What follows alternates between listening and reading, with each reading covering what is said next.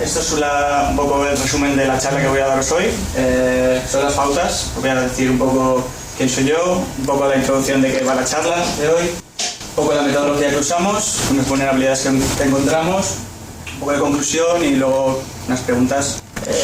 Esto ya lo he presentado en un par de conferencias antes, bueno, en 2 o 3 o 4 conferencias, no recuerdo bien. Lo presentamos en una conferencia académica en Washington, Usenix, no sé si alguien la conoce aquí.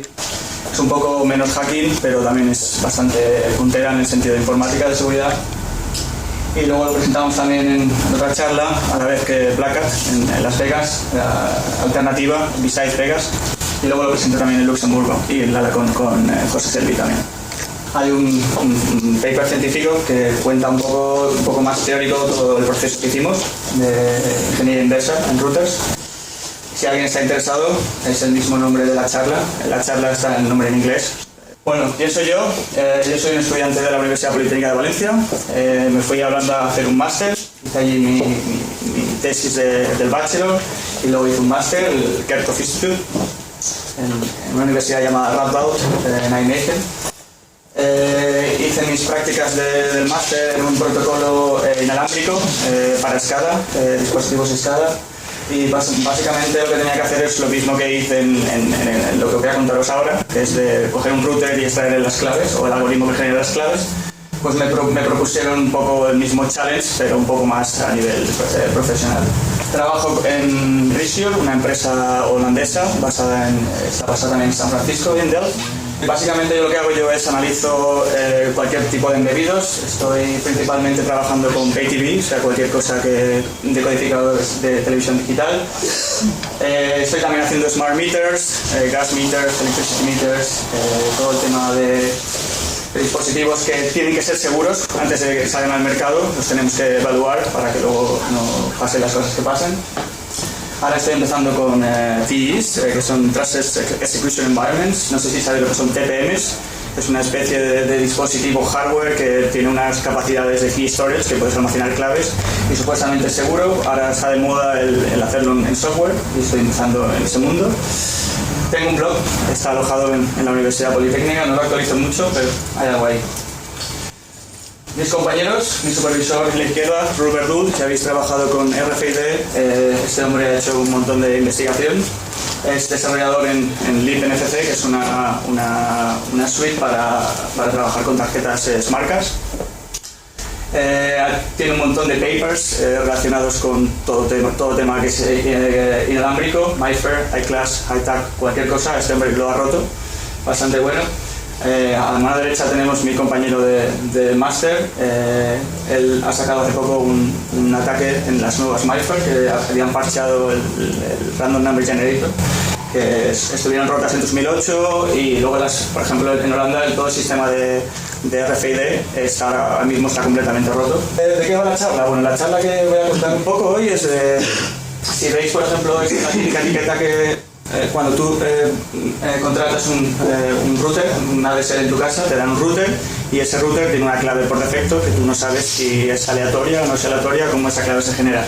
Supuestamente esa clave debe ser suficientemente fuerte para que la gente no la pueda romper con ataques de fuerza bruta. Entonces lo que me planteaba yo era de, bueno, ¿estas claves son realmente aleatorias o se generan con la MAC o se generan con qué se generan? Entonces empecé a hacer un poco de investigación y me di cuenta que tenía que bajar un poco a bajo nivel para coger información, porque llega un momento en que las cosas se cortan y tienes que abrir el router y empezar a meter cablecitos y hacer cosas así. Entonces yo no tenía ni idea de hardware hacking y quería aprender un poco y entonces empecé por mi cuenta. También en esta charla lo que vamos a hacer es un poco la metodología que uno puede seguir en su casa para seguir los mismos pasos y conseguir directamente el firmware que corre dentro de los dispositivos embebidos, y luego ya un poco de ingeniería inversa. Luego, como buenos hackers, hicimos Responsible Disclosures, lo avisamos a todos los ISPs y tuvimos un par de meetings con ellos y ellos lo sabían antes de que lo publicáramos en cualquier sitio. Bueno, voy a explicar un poco el protocolo WPA. El protocolo WPA realmente es, si tú quieres entrar en una red, necesitas coger un paquete que se llama el Four-Way Handshake, que realmente lo que tienes es dos entidades que se quieren autenticar la una con la otra. En la derecha tenemos, por ejemplo, el punto de acceso, tu router que tienes en tu casa, y en la parte de izquierda tenemos el client. El client se quiere conectar con el punto de acceso, y entonces lo que hay es una clave compartida, que es el passphrase, que es la clave que vemos en la etiqueta. Entonces con esa clave lo que se hace es se genera otra clave, que es la master key, y esa clave master key, por ejemplo, si tienes una clave de 8 a 63 caracteres, lo que va a hacer es coger esa clave, hashearla montones de veces y luego conseguir una clave fuerte de 256 bits. Como cualquier protocolo así un poco fuerte para evitar replays, se mandan unos nonce, se manda el anonce que viene del punto de acceso, y luego se manda el AA, que es la address de Authenticator, o sea la MAC address del punto de acceso. Se genera una PTK, que es una clave temporal. Para esta sesión las claves pueden cambiar, y a partir de ahí pues este hombre de aquí tiene la PTK. Cuando tienes la PTK vamos un poco abajo, ya ves directamente, se gasta un algoritmo de hashing, el PBKDF, no sé todas las siglas lo que significan ahora mismo, pero lo que se hace es, se mete por ejemplo el nombre de la red como salt, se va hasheando, pues depende si tienes WPA1 o tienes WPA2, gastas MD5, está aquí abajo, a la derecha lo tenéis, MD5 está 1, se va generando muchas veces, consigues esa clave y luego esa clave se vuelve a generar otra vez. A ver, estamos aquí. Una vez que estamos en el paso entre el 1 y el 2, generamos una clave temporal. Este hombre ya tiene, digamos, todo para generar la autenticación. Manda un MIC, Message Integrity Code. Entonces directamente todo esto ya va autenticado, hasheado, como que yo ya tengo la clave, que voy a demostrar que tengo la clave. Le manda también el nonce y la MAC address del client, del supplicant. Genera las claves, y luego hay también una clave de grupo, la GTK, que es para hacer broadcasting. Cuando quieres mandar un paquete a muchos clientes, pues tienes que gastar la GTK. Y bueno, este es el 4-way, no voy a dar mucha teoría. Como cualquier protocolo inalámbrico, tiene deficiencias, y una de las grandes deficiencias es una vez hemos hecho la autenticación del handshake, del 4-way, por ejemplo, si vemos en el diagrama de la derecha, vemos por ejemplo un cliente que se quiere conectar a un router. Pero de repente alguien dice, hey, yo no tengo la clave, pero quiero tirarte fuera de la red. Entonces lo que pasa es que el cliente se tiene que ir fuera de la red y tiene que volverse a conectar. Al volverse a conectar, la clave está envuelta en todo el tráfico del protocolo, como habíamos visto aquí, un challenge response con la clave. Entonces lo que vamos a hacer nosotros es aprovechar este fallo para, una vez tenemos, digamos, queremos coger el paquete que lleva la clave, podemos hacerle la fuerza bruta. Vamos a hacer un poco de ingeniería inversa en routers, y para esto necesitamos conseguir, una vez tenemos el router de nuestra casa, queremos coger el software que está corriendo dentro del embebido, ¿vale?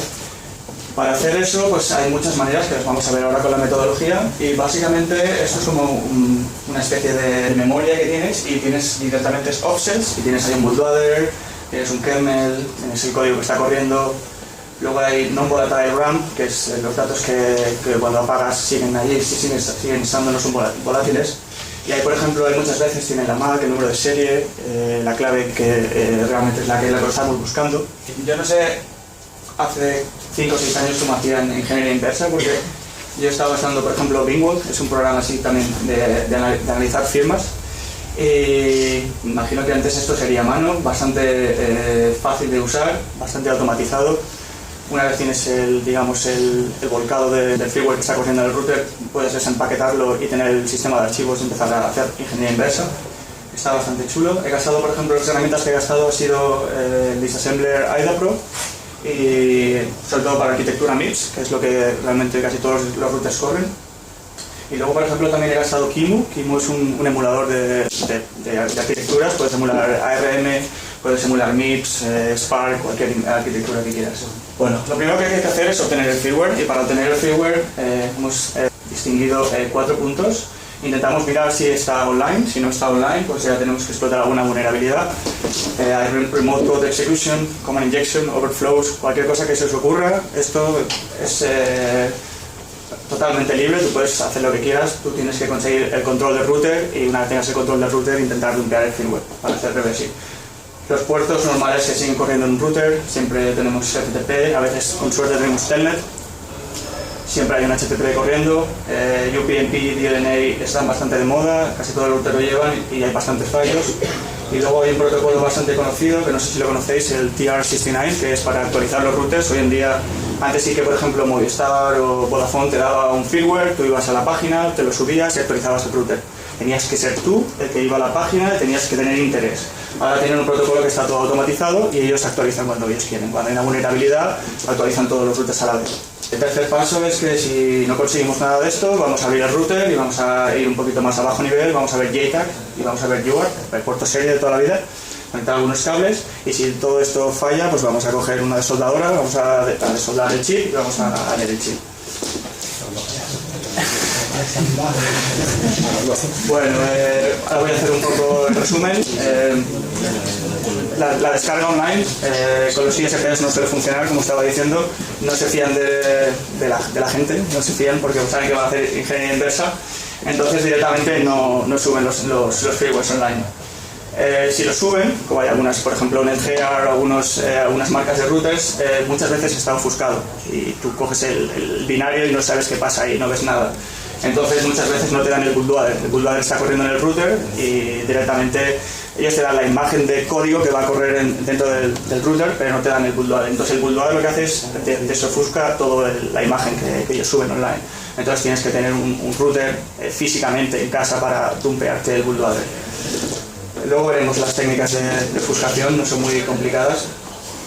Y luego también en la última charla que estuve aquí en España me comentaron de que a veces pues, puedes encontrar fallos muy gordos en el protocolo de TR69, y lo que puedes hacer es que si tú tienes una IP válida dentro del rango, por ejemplo de Telefónica, tú tienes que tener, ellos te actualizan el router, entonces ese firmware, tú digamos que algún momento va a llegar a tu router, ¿vale? Entonces hay maneras de conseguirlos y puedes conseguir incluso todos los firmwares.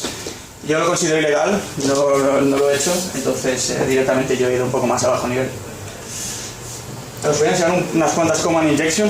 Esto ya es cuando quieres encontrar un fallo. Básicamente tienes un telnet, ves aquí que tienes el mayor, health, y realmente no tienes muchos comandos, que está bastante limitado. Entonces con una command injection simplemente con punto y coma, haces un ls por ejemplo para ver si cuela. Y de repente te das cuenta que tienes un sistema de ficheros, cambia de colores y estás directamente escapando el jail, la jaula que tienes ahí. Pues de estas hay montones, voy a enseñar un par de tres. Esta por ejemplo es otro router. Este router no tenía el telnet habilitado, encontramos un fallo, lo habilitamos y luego encontramos una command injection en el telnet. Por ejemplo aquí pues lo mismo, por ejemplo el doble AND que tenemos aquí, ¿esto funciona el láser? Ahora sí. Esto por ejemplo sí que está parcheado, el punto y coma también está parcheado, pero el pipe no está parcheado. Entonces lo que puedes hacer directamente es generar aquí una shell y de aquí directamente ya puedes ver que estamos ejecutando comandos con permisos de root. Una vez tienes permisos de root simplemente abres un puerto en Netcat y te dumpeas todo el /dev empty block, que es donde se contiene el firmware. Hay muchas de estas, vamos a ver otra por ejemplo. Este es el router de mi casa y vivo con varias personas y no podía abrir el router y empezar a soldar cables porque todo el mundo gasta el router todo el día. Entonces era de, vale, tengo que encontrar algún fallo para dumpearme el firmware y poder analizar el firmware en sí. Entonces lo que hice aquí pues era me habilité el FTP, que estaba deshabilitado por defecto, y cuando habilitabas el FTP tenías que tener un USB para que se gastaba como memoria virtual para el FTP.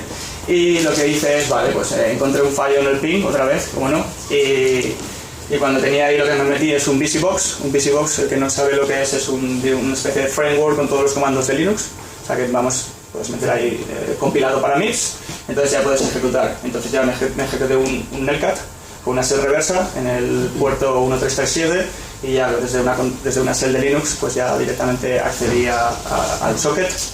Y ahí ya tenías otra vez permisos de root, como se ve aquí, y una vez ya tienes root, pues ya te dumpeas el firmware. Recapitulando, pues aquí no necesitas tener hardware, conocimiento de hardware, metes una comilla, metes un punto y coma y estás ejecutando comandos.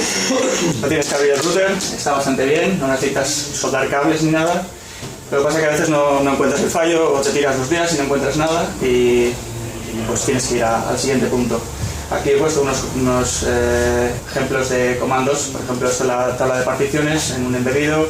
Aquí haces un DD para dumpear desde el input file al output file, te dumpeas aquí el empty block que tú quieras. Lo puedes, por ejemplo, si tienes USB lo puedes hacer por USB, si no lo haces por un socket. Y aquí lo haces por un socket. Aquí, si no hemos encontrado ningún fallo, tenemos que abrir el router y cuando abrimos el router, pues lo que tenemos que hacer es identificar los componentes del router o del sistema embebido cualquiera que sea. Como todo ordenador o como todo máquina, pues tenemos un cerebro, una CPU, tenemos una flash, un disco duro, tenemos la RAM. Aquí, por ejemplo, tenemos conexión al exterior, el Wi-Fi. Y luego, por ejemplo, tenemos aquí unos pines, que es lo que es el puerto serie. ¿Vale? El puerto serie es el UART, es un puerto asíncrono, y lo que tenemos es, por ejemplo, un puerto de transmisión, un port de recepción, y luego corriente normal, ¿vale? Entonces lo que podemos hacer es conectarnos ahí y ver qué pasa. Cuando nos conectamos ahí, por ejemplo, esto es una conexión a UART, tenemos ahí 3 cables y bueno, podemos conectar un dongle de USB y ahí ya podemos acceder. Por ejemplo, esto es un log. Cuando conectamos ahí empezamos a ver letras y lo que nos dice, por ejemplo, es de qué versión de firmware está corriendo, qué serial flash, es una Macronix, una 25 de 128, cuál es el tamaño, qué CPU tenemos, qué arquitectura tenemos MIPS, qué DDR de RAM, a qué velocidad, tenemos el base address aquí. El base address es la dirección lógica donde se va a mapear el firmware en RAM. Tenemos direcciones de código aquí, tenemos más dirección de flash y más información. Luego, por ejemplo, vemos como aquí de repente ve un número de serie, un SSID, el nombre de la red, una clave que se ha generado, el WPS PIN que se ha generado también, y un poco, pues aquí por ejemplo vemos una shell, que ya accedemos al shell. O sea, a veces puedes acceder a una root shell teniendo simplemente conectando 3 cables al dispositivo. Aquí necesitamos hardware, necesitamos un dispositivo que vale 2 euros o 30 dólares, depende de lo que quieras hacer. Es bastante asequible, lo puedes pedir por eBay. El problema que tiene a veces es que tienes que descubrir la velocidad del dispositivo para hablar con el embebido. Por ejemplo, si no sabes qué velocidad es, puedes gastar una aplicación de Python, un script que puede directamente hacer una fuerza bruta con todas las velocidades normales, hasta que tú ves directamente código legible que dices, vale, este es el baud rate. A veces hay que soldar tres pines, es un poco, hay gente que no le gusta soldar, lo puedo entender, pero aquí sí que hace falta un poco más de saber al menos soldar 3 cables. A veces, por ejemplo, podemos hacer al bootloader directamente conectando, arrancando el dispositivo, entonces empieza a cargar el sistema embebido. El sistema embebido lo que hace es coge de la flash y lo mete en RAM, ¿vale? Carga el sistema operativo en RAM. Entonces lo que podemos hacer aquí es, antes de que cargue el sistema operativo, es entrar en el bootloader. Una vez que tienes en el bootloader, pues puedes decirle, oye, quiero dumpearme la memoria o quiero cargar otro sistema operativo. Normalmente esto está capado, porque si tú puedes acceder al bootloader, lo que puedes hacer es instalar tu propio custom firmware, o sea, tu propio software, y es lo que hace gente como OpenWRT,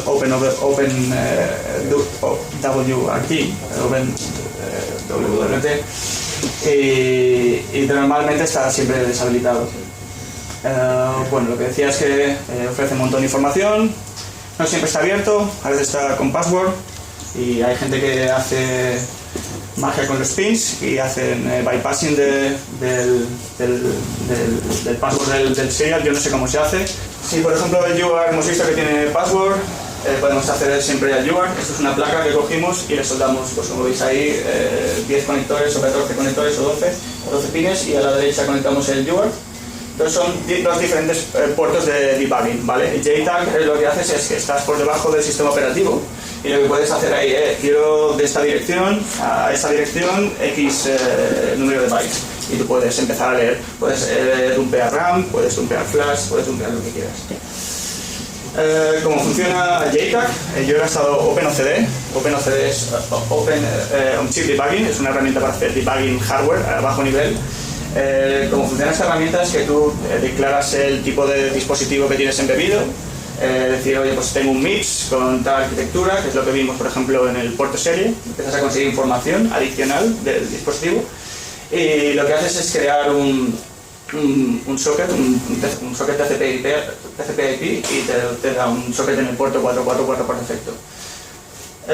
Para hacer esto, a veces que tienes suerte y alguien ha creado el fichero de configuración. Si el fichero de configuración no lo tienes que crear tú, tienes que leer el datasheet, tienes que entender cómo funciona el sistema operativo, cómo funciona el hardware y montarte tu propia fichero de configuración para decirle, oye, mira, pues tengo una RAM que va desde aquí a aquí, se va a mapear, tengo una flash y un poco de hardware. Cuando has pasado todo el proceso, que es un poco tedioso, pues ya no te da ningún error aquí y ya te da un socket. Entonces ya puedes acceder al socket y a ver qué pasa. Cuando accedes al socket, tienes ahí, por ejemplo, ya puedes hacer target, tienes una especie de framework, unos comandos, y ahí puedes, por ejemplo, pues mira, pues tengo, por ejemplo, este dispositivo tenía dos NOR flashes debajo del chip y estaban mapeadas en esas direcciones. Entonces lo que puedes hacer aquí es decir, vale, ahora voy a apagar el sistema operativo que está corriendo, y como estoy por debajo, mucho por debajo, aquí ya, por ejemplo, puedo ya, pues eso, dumpearme de esa dirección a esta dirección. Y como ves aquí, la velocidad es bastante lenta, te puedes tirar como 8 horas para dumpear 8 megas o 16 megas. Bastante lento, pero no tienes que desoldar ni hacer mucha cosa. Aquí hay un par de ejemplos que he gastado para el JTAG, un J-Link o un Altera Path Blaster. Son bastante asequibles. A veces, por ejemplo, no sabes el pinout de JTAG, porque a veces sí que es estándar, es un MIP, es una RM, pero a veces tienes que gastar algunas herramientas. Esta es herramienta hardware, creo que vale $100 y solo descubre el pinout del JTAG. Y esto lo puedes hacer con un Arduino, creo que por $20, y esto es una herramienta software, y lo que hace es pues meter entradas entradas en los pines y mira a ver dónde está la salida. Hace un brute forcing, se puede tirar con 5 o 6 horas y no tienes que hacer a mano. Hacerlo a mano es casi imposible, la verdad.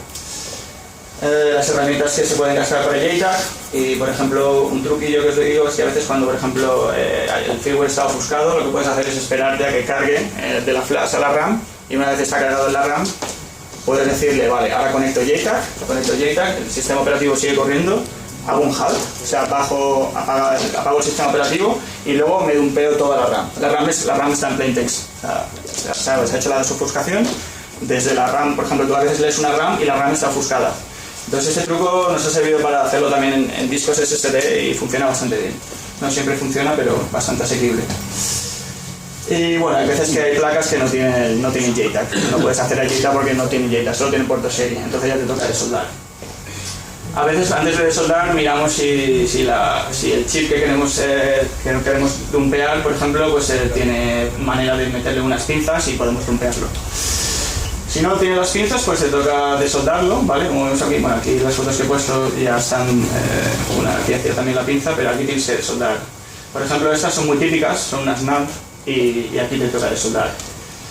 Esto es bastante caro, el tema de una EEPROM Reader valen desde 500 euros, 1000 euros, en el curro tenemos una de 1000, yo compré una de 100 euros, pero muchas veces no me podía leer algunos chips y era un poco follón. Luego cada chip que tienes, estos son los más normales, que casi todos los routers que yo he encontrado llevan estos dos. El socket para meter directamente en este socket de aquí, es lo que vale cada uno, pueden valer hasta 300 euros el socket, pero bueno. A veces puedes desoldar y luego puedes volver a soldar otra vez, o sea que el router funciona otra vez. A veces no, depende de cada uno de cómo se defienda. Hay muchas veces que en vez de, por ejemplo, tener pines, tenemos VGA, ¿vale? VGA, que no sepa lo que es VGA, es Ball Grid Array. Digamos que los pines no están al exterior, sino están por debajo del chip.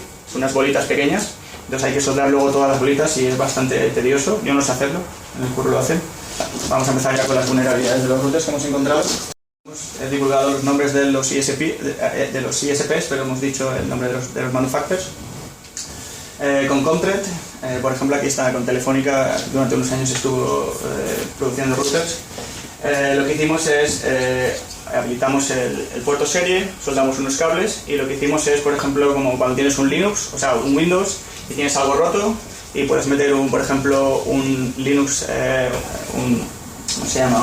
Un libcd en la RAM, ¿vale? Y puedes, por ejemplo, acceder al sistema de ficheros. Eso lo habrá hecho mucha gente hoy en día para... Pues yo lo que hice aquí es lo mismo. Metimos en la RAM un sistema operativo Linux libcd que se llama Open WSD en RAM, y de ahí ya dumpeamos la flash. Cuando dumpeamos la flash encontramos pues que teníamos todo el sistema de ficheros, hicimos ingeniería inversa, encontramos varios backdoors, contraseñas hardcodeadas que te daban acceso a más privilegios. Cuando nos dimos cuenta, metimos esas contraseñas que encontramos y nos daban acceso a una interfaz web con más opciones, y ahí nos daba la opción de habilitar Telnet. Nos habilitamos Telnet. Cuando nos habilitamos Telnet nos encontramos una command injection en el servicio Telnet, conseguimos root. Y bueno, luego también encontramos un stack based buffer overflow, que lo explotamos con Rob Gadget. No voy a entrar mucho ahí porque hay mucha cosa. Y lo que estábamos interesados es si generan las WPA dentro del router o las generan desde el propio manufacturer y las meten a fuego en la RAM, en la flash. Esto es una vista de ida. Aquí vemos, por ejemplo, el usuario. Si el usuario es ese que vemos ahí, AF16 boom, entonces tenemos modo admin y ya pasamos a otra interfaz. El problema de esto es que tú no puedes cambiarlo, está hardcodeado en la flash, entonces si no te hacen un update de firmware, estás con el backdoor y si ellos tienen acceso, ahí estás bastante complicado. Es algo que la gente hoy en día tiene mucho hincapié de si los manufacturers te meten backdoors en los dispositivos o no te meten, o sea, si te quieren controlar o no te quieren controlar. Y lo que estaba diciendo, no está hasheado, está en plaintext, o sea, eso que ves ahí no es nada raro que está hasheado, es el password en plaintext mismo. Vale, esto es la command injection que os explicaba antes, es lo mismo que hemos visto todo el rato. Si no parchean una, se dejan la otra, si parchean las dos, se dejan la otra y siempre se suelen dejar algo, vamos.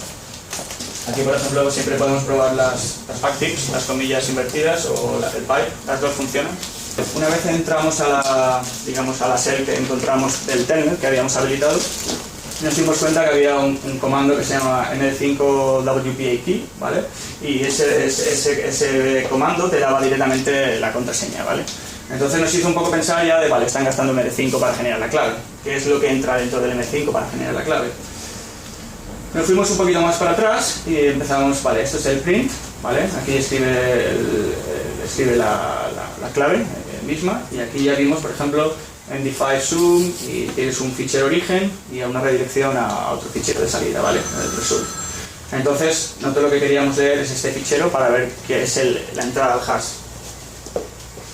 Cuando llegamos aquí nos dimos cuenta, por ejemplo, que había aquí algo que nos daba que pensar que era la entrada directamente, porque aquí tienes si vemos aquí, esto es el plaintext, esto va a ser el ciphertext, de ahí van a coger directamente los caracteres que quieran para la clave y aquí es como se genera, ¿vale? Entonces, directamente, esto es la semilla que queremos encontrar. Aquí, por ejemplo, vemos, esto es counted, si lees las posiciones impares, puedes leer counted, o sea, tienes la C, la O, la M, la T, la R, y luego tienes las posiciones pares del string, tienes el ISP. Cuando vi esto, directamente dije, vale, esto es muy fácil, aquí hay que saber ahora qué hay aquí, si es una MAC address, ves aquí que tiene 12 caracteres, o sea, es la MAC address del dispositivo. Entonces, cuando nos dimos cuenta aquí, bueno, aquí otra manera de generar esto, si no quieres hacer, digamos, empezar a hacer hipótesis, lo que puedes hacer es parchear el firmware, y porque luego cuando generan, por ejemplo, el hash, ¿vale? Lo que hacen es borran el plaintext, te hacen un borrado del plaintext para que tú no puedas ver cómo lo han generado. Entonces, también parcheamos lo hicimos de dos maneras, hicimos brute forcing para saber qué valores entraban y también parcheamos el firmware. La manera de obtener las claves es una semilla que es la que hemos visto, la MAC address y la Wi-Fi, ¿vale? Entonces aquí nos dimos cuenta de un problema, que habían 3 bytes que no sabemos, porque la MAC Ethernet no está en el aire, no va por los beacons. Entonces empezamos a snifar un poco de tráfico y nos dimos cuenta que a veces soltaba algunos paquetes que te daban, por ejemplo, las 2 MAC address ahí, ¿vale? Esto era un quality of service, que a veces están habilitados en routers para que funcionen mejor las cosas. Y nos dimos cuenta de que podíamos romperlo con GPUs, 2 a la 24, 3 bytes, pero que era mucho más fácil directamente meter modo monitor, conseguir ese paquete y generar la clave al instante.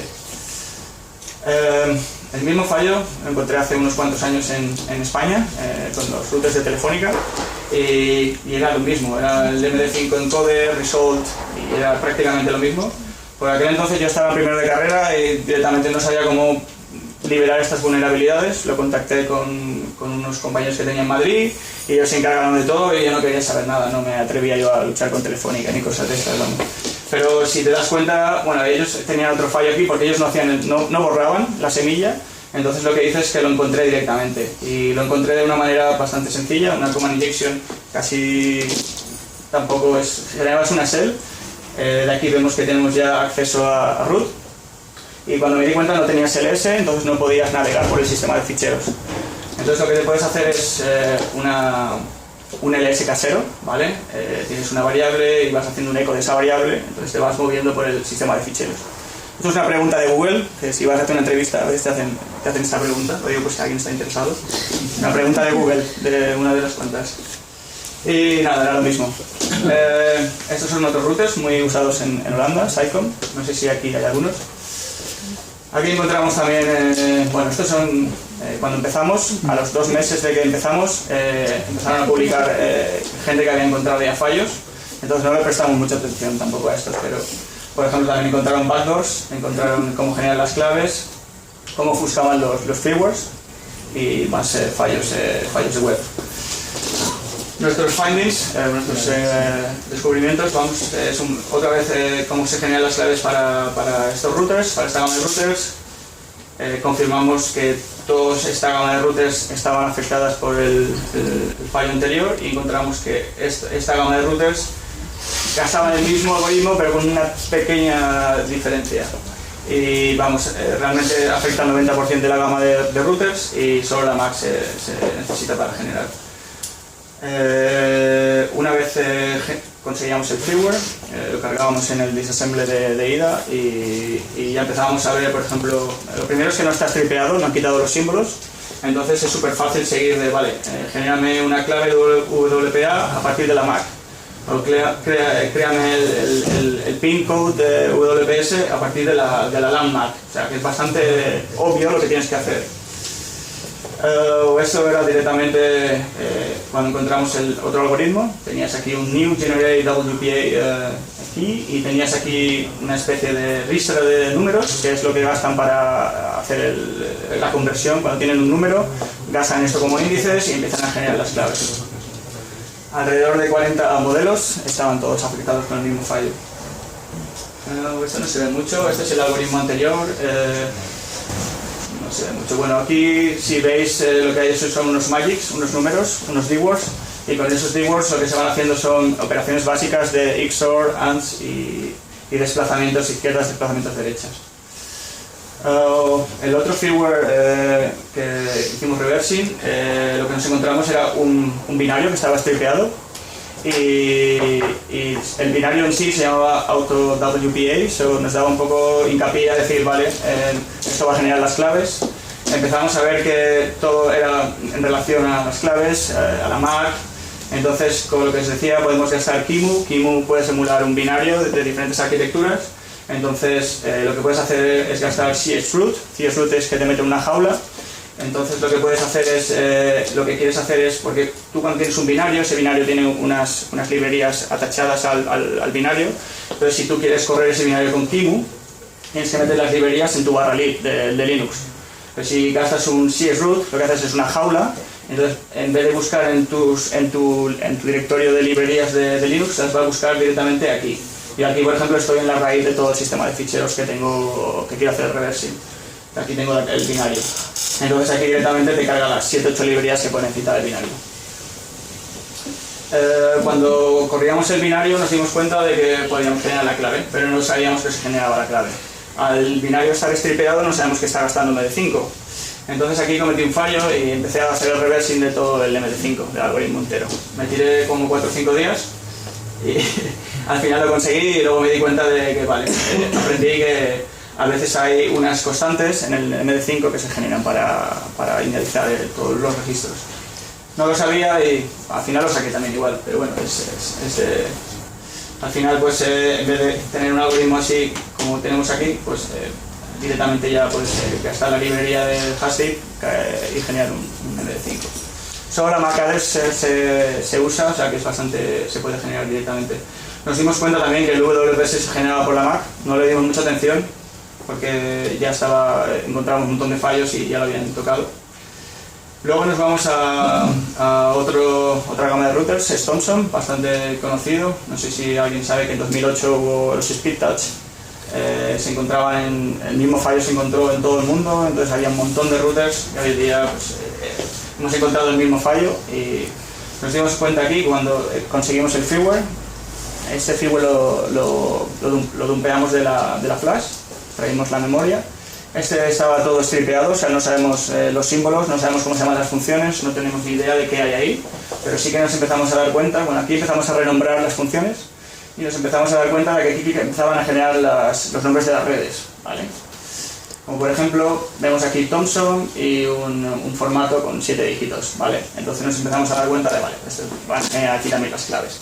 Aquí por ejemplo generamos el nombre y aquí generamos la clave. El algoritmo que encontramos era también, como veis aquí, un MD5, se coge cierta cantidad de dígitos y se generan las claves. Nos encontramos otro switch que generaba directamente, dependiendo del ISP, generaba las claves, ¿vale? Hicimos reversing de un par de ellos, los demás son iguales. Este es el que tenemos en Holanda.